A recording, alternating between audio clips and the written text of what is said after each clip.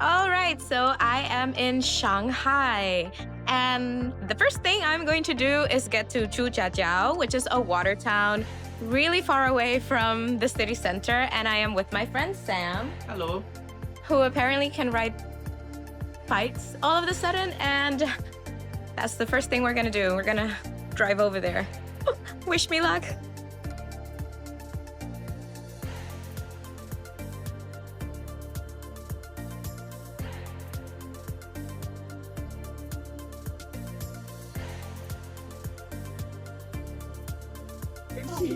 All right, so we made it to Zhujiajiao. So this water town is located in the southwest part of Qingpu district in Shanghai.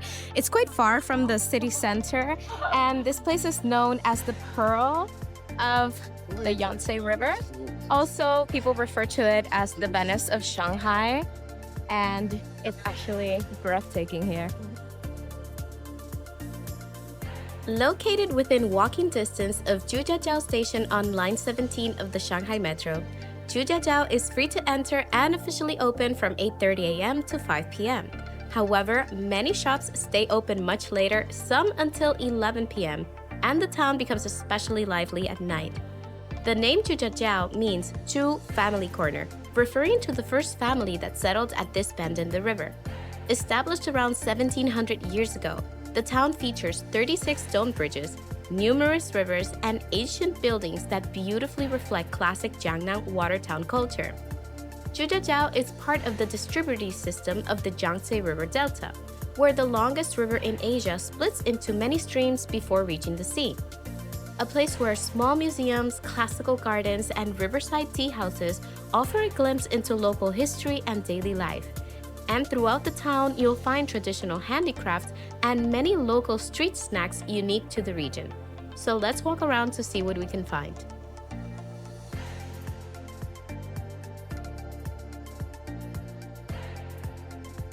Something very common you'll see around here is that they have a lot of pearls and oysters. And you can actually open them and take out the pearls yourself. And in some shops, you can design your own necklaces. They say that they are all natural, which looks really good. But this place is actually very famous for selling pearls.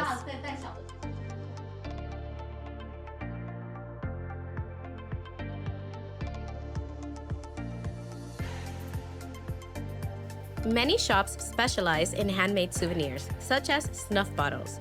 These were small containers used to hold powdered tobacco, which was inhaled through the nose, and this became popular in China during the Qing dynasty after being introduced from Europe. Often made of glass, porcelain, jade, crystal, and other fine materials. The inside painting, 内花, is an extraordinary technique where the artist paints on the inside wall of the bottle through the narrow neck opening. It requires extreme precision, steady hands, and years of training. Some artisans may even demonstrate the painting technique live, which is already fascinating to see.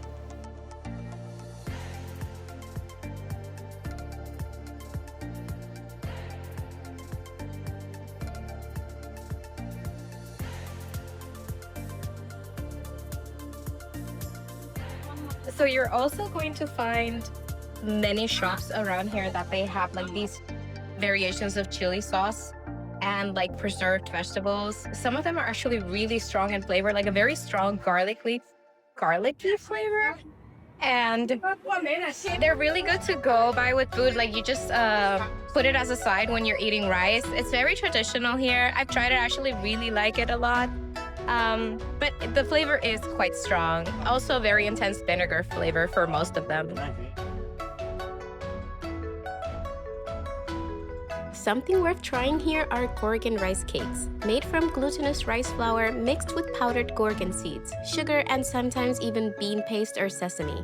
They are steamed into soft, slightly chewy cakes, and the seeds give them a mild nutty flavor and a slightly firmer texture than regular rice cakes.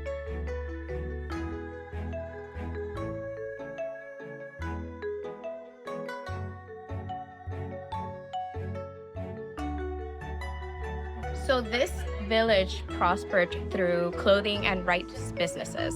And today you can find like a lot of old historical buildings such as rice shops, banks, spice stores, and there's even a Qin Dynasty post office, which apparently is great, and we're gonna try to find it now. And the place has a lot of historical sites, but also a lot of people say that it's has become a little bit quite touristy and it's losing a bit of its authenticity now because there are more foreigners coming. You can see that there has been like a big boom in shops and selling, and there are many places that sell the same thing, so you have to keep an eye out to see what is actually authentic here. However, speaking of something authentic is these rice dumplings. Usually they are done during the Dragon Boat Festival in China, but in Zhujiajiao, they make them fresh on the spot. And these are made with cooked rice. There are variations of this. Some of them are like with the raw rice and then you have to steam it or boil it for like 20 minutes. But this one, usually the traditional one that they make here is made with pork belly and preserved egg yolk. And they are super, super delicious. It's super chewy. And the flavor here is unlike any other place in China.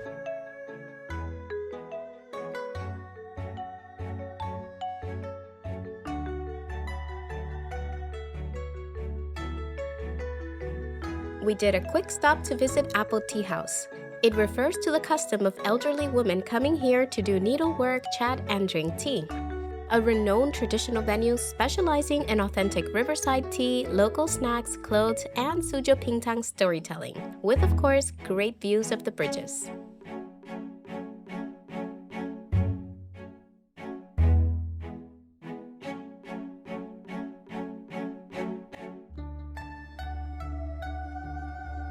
Our next stop was the Kezhi Grand Market, a cultural and creative store designed to attract a younger generation by reimagining traditional local culture in modern ways, bringing together the heritage of this historic water town known as the land of fish and rice and transforming it into beautifully designed food, drinks, and souvenirs.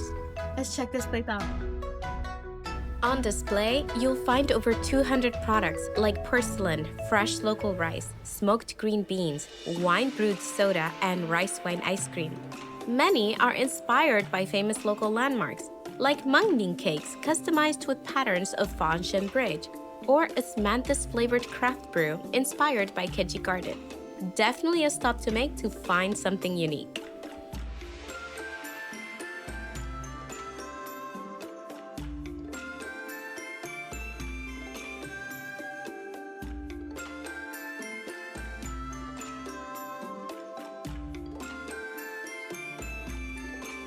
As we kept walking through the streets, we're heading towards Fangsheng Bridge, the largest stone bridge in the Shanghai area and a cultural heritage site, built during the Ming Dynasty by a Buddhist monk named Zhujiajiao, who raised funds to construct it not only to help people cross the canal, but also to serve as a place for religious ceremonies.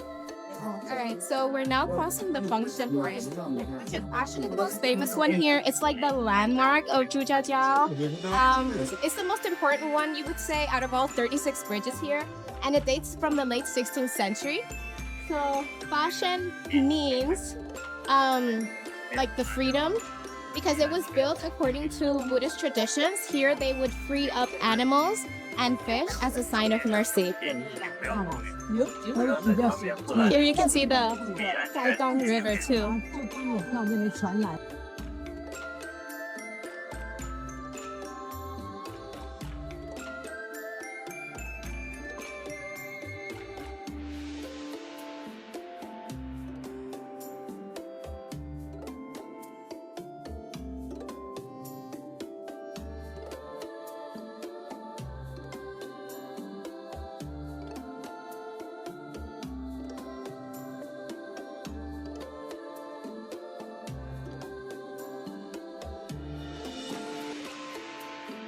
Do you want to try?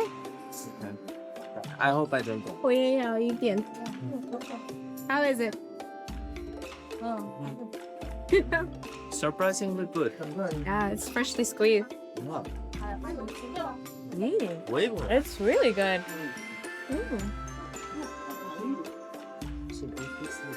Wow.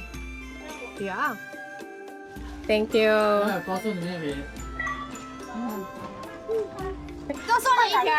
Yeah, are you happy with your mango? I think I made a great choice.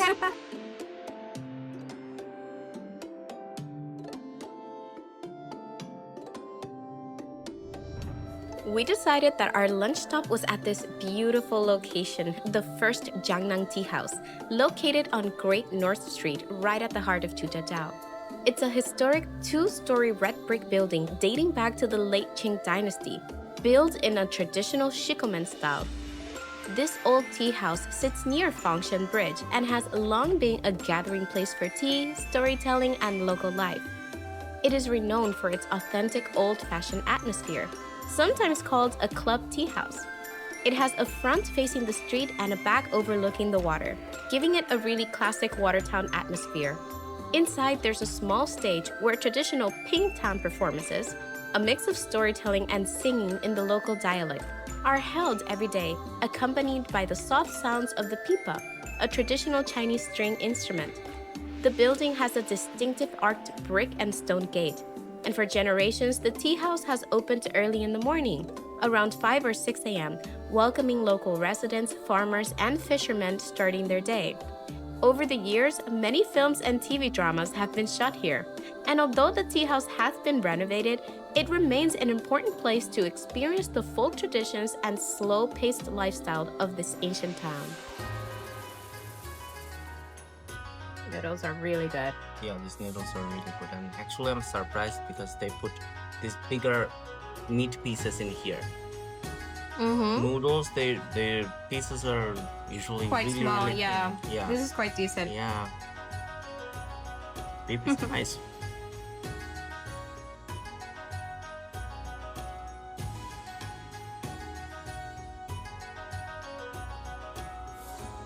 We have to switch tables, but anyways. This pork is so juicy. It's also very traditional here. These pork pieces wrapped in bamboo leaves. Absolutely amazing. It's so flavorful.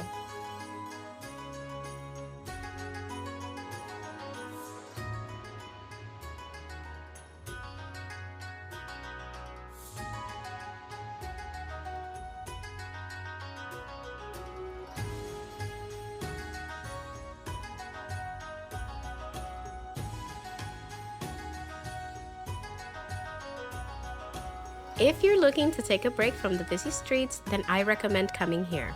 Founded in 2016, the Helong Art Gallery is a small but interesting art space that specializes in Haipai, which is Shanghai-style paintings, mainly undertaking the exhibition of well-known painters.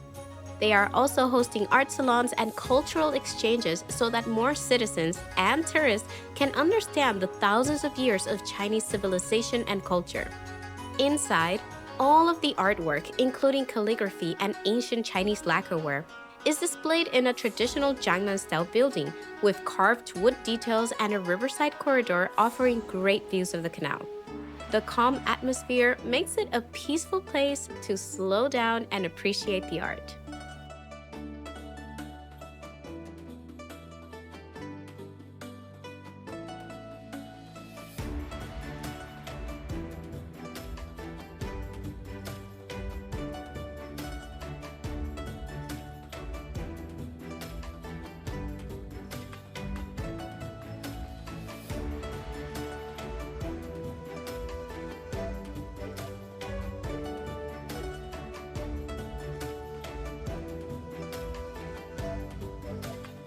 It is super hot. Let's see. She actually peeled it for me. I love rice dumplings. I'm gonna try to open it a bit so you see what's inside. You can see.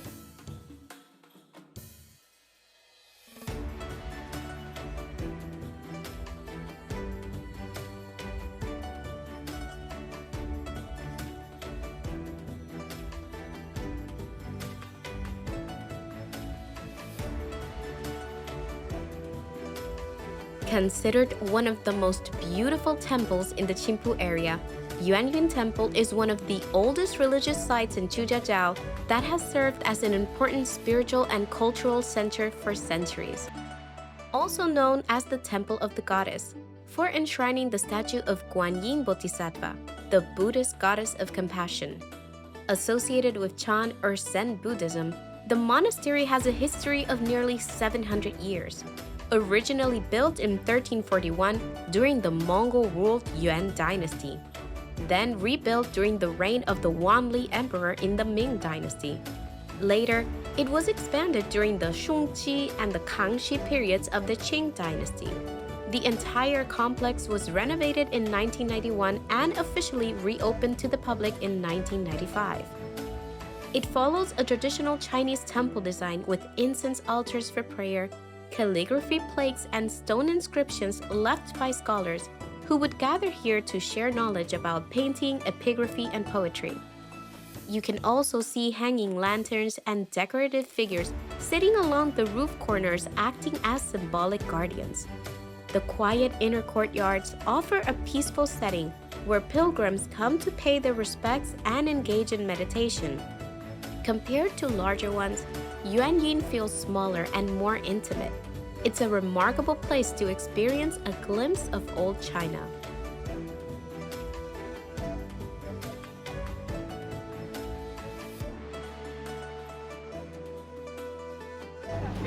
People really crazy. Yeah.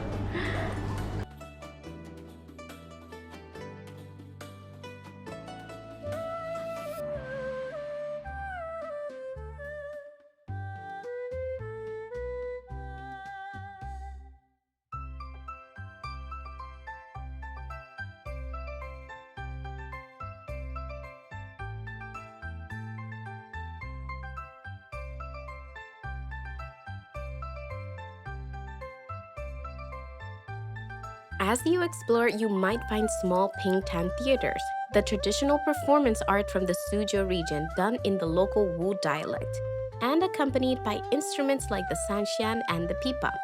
Often held in intimate tea houses with a very small stage where performers use a mix of storytelling and singing to narrate historical tales, local legends, or stories from classic Chinese novels.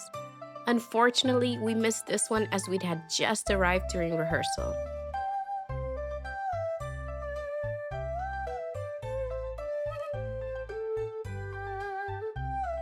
The City God Temple is a historic, vibrant Taoist temple near the Tongtianhe Bridge, dedicated to the city god, the spiritual protector of the town and its people. For centuries, residents and merchants came here to pray for safety, prosperity, and good fortune, especially in this busy water town where life once depended on trade and travel by boat. Built to worship Shen En, a government official from the late Ming dynasty, who was later honored and deified as the protector of the Qingpu area. He was believed to continue watching over the town and its people after his death. The temple itself has a history of more than 300 years. It was originally located in the southern part of town, but in 1763, during the Qing dynasty, it was moved to its current location by a local merchant. One unusual feature is that the entrance faces east towards the river instead of the traditional south-facing direction seen in most temples. It remains an important cultural site filled with incense, red-ribbon wishing trees, and traditional architecture.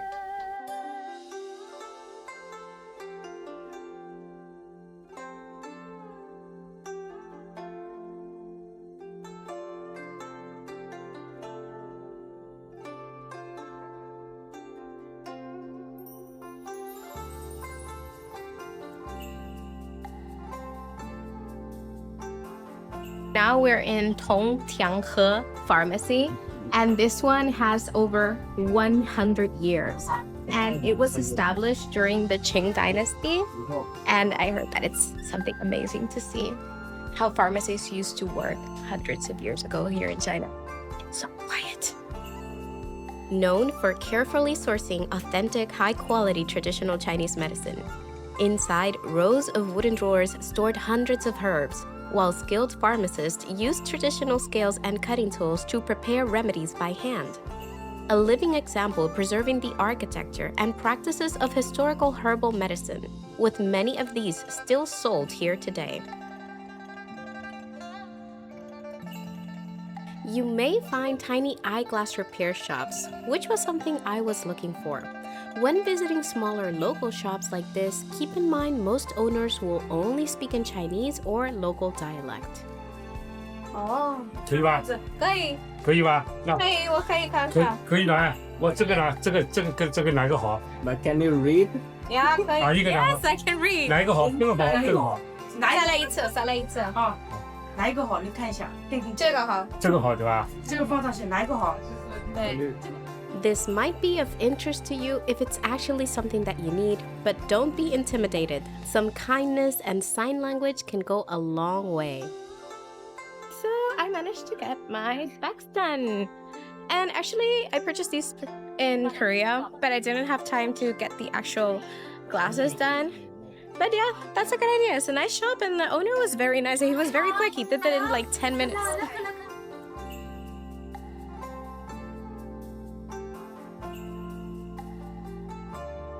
Oh, let's get a sugarcane juice. We tried this one the first time. Yeah. 我要一个好的，要冰的吗？冰的. So yeah, that's also very popular here. You're gonna see sugarcane juices everywhere as well, and they're really refreshing. I feel like sugarcane tastes different in China. I don't know how to describe it. Thank you.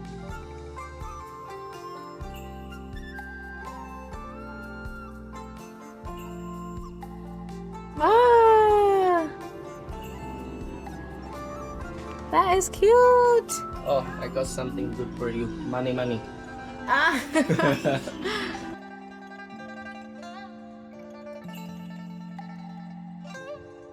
Alright, so our next stop now and final stop is going to be to get to the Kezhi Garden, which apparently also is breathtaking and it's something worth checking out here. Last time I was in this place, I actually never got to see that garden, so we are currently trying to find it.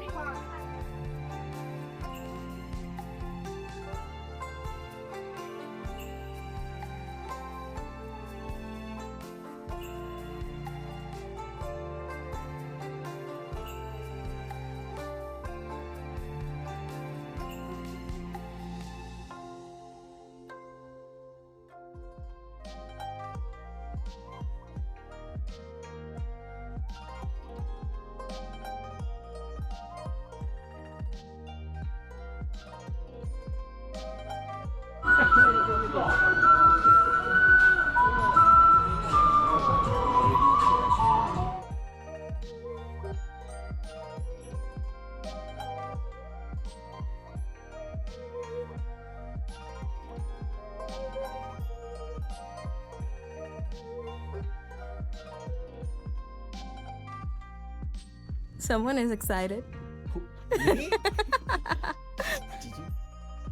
We finally found Kezhi Garden, the largest private garden in this ancient town. It was originally built as a residence by a wealthy local merchant named Ma Wenjin. Construction began in 1912, and it took about 15 years to complete and cost more than 300,000 taels of silver at that time.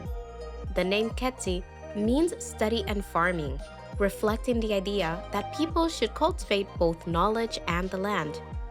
Inside, many of the rooms are fully furnished, with walls decorated with hanging scrolls, paintings, and carved panels featuring traditional symbols of prosperity and longevity. That is beautiful! It smells amazing. Do you smell? Yes, it smells really good and it is so beautiful in here. Wow! Merging traditional Chinese Suzhou style and Western elements, originally it also included orchards, rice fields, and experimental farming areas. Walking through the garden felt like stepping into a completely different world. The first thing that stood out were the beautiful ponds reflecting the old buildings and trees like a painting. Small zigzag bridges crossed over the water, and every turn revealed a new view that felt carefully designed and incredibly peaceful. The rockeries were especially striking, tall, layered stones arranged to look like miniature mountains, with winding paths that make the garden feel much bigger than it really is. There were elegant pavilions tucked between the trees, perfect little spots to sit and take in the scenery, and traditional corridors connecting different parts of the garden. What made it really breathtaking was how everything seemed to change as you walked, from open views over the water to quiet shaded corners filled with plants and flowers. Here, you can still sense how grand the estate once was, and it's easy to imagine how this place once blended everyday life with beauty in such a breathtaking way.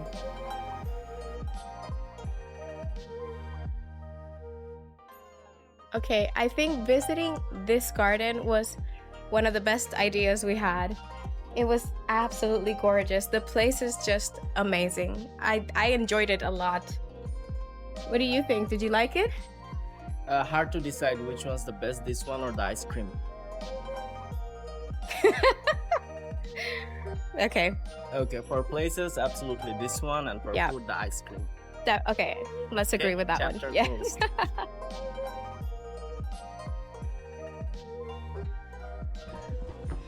This is the end of viewing Zhujiajiao, at least in daytime.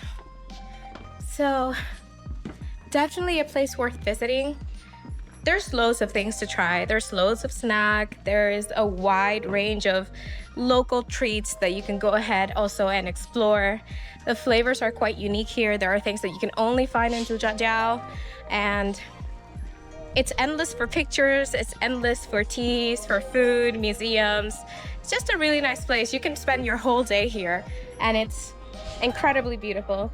And as well, there's always the option of taking a boat ride, but we skip that for now.